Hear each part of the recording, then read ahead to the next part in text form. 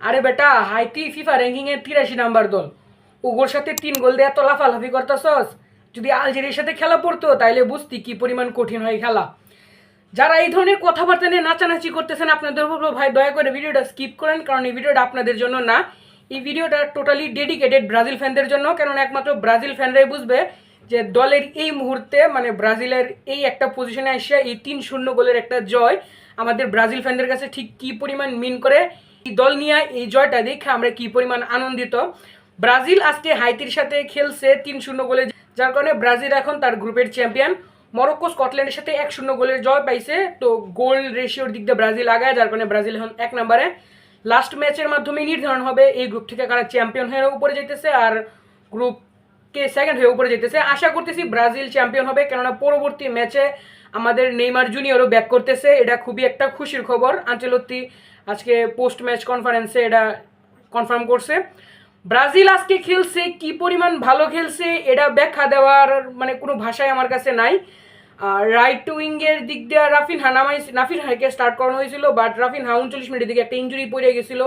ইঞ্জুরির কারণে তাকে সাব হিসেবে উঠায় নেওয়া হয়েছিল। ইঞ্জুরিতে পড়ার আগে সে একটা গোল করছিল, যদিও বা অফসাইডের কারণে তার সেই গোলটা বাতিল হয়ে গেছিল। রাফিনহা নিয়ে একটা ডেডিকেটেড ভিডিও আমাদের চ্যানেলে পোস্ট করা আছে, আপনি চাইলে ওইটা দেখতে পারেন, একটা শর্টস। আর লেফট সাইড কি পরিমাণ সুন্দর একটা খেলা হয়েছে লেফট সাইডের মধ্যে দিয়া, মানে পুরো একটা ট্রাইঙ্গেল চলছে লেফট সাইডে দিয়া।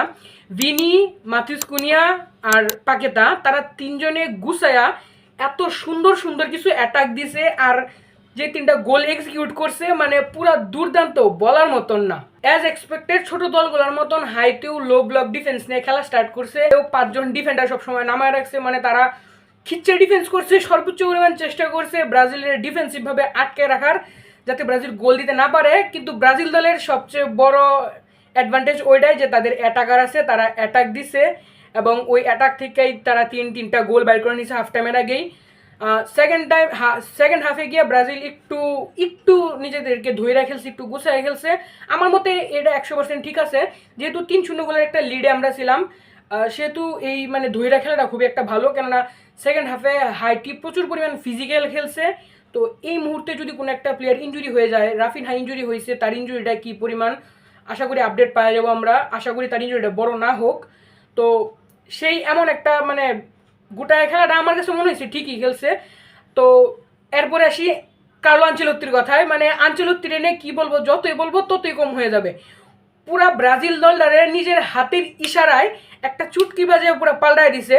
যে ভিনিরে 2 ম্যাচ আগেও আমরা বলতাম ন্যাশনাল ফ্লপ, জাতীয় দলের হয়ে ভিনিরে স্টার্ট করানো উচিত না, এমন ধরনের একটা ন্যারেটিভ অনলাইনে প্রচার করা হয়তো খুব।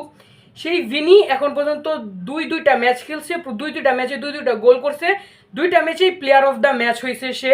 বিপক্ষে একমাত্র গোলটা সে করছিল, আজকের ম্যাচেও একটা গোল আর একটা অ্যাসিস্ট সে করছে। এরপরে আসি ইগোর থিয়াগোর ব্যাপারে। আনচেলত্তি ইগোর থিয়াগোরে নামায় নাই, তার ব্যাপারে কুনহারে স্টার্ট করছে এবং কুনহা বুঝাই দিছে যে কেন সে স্টার্টিং 11-এ থাকার সবচেয়ে বড় দাবিদার, কেন তাকে স্টার্টিং 11-এ রাখা দরকার।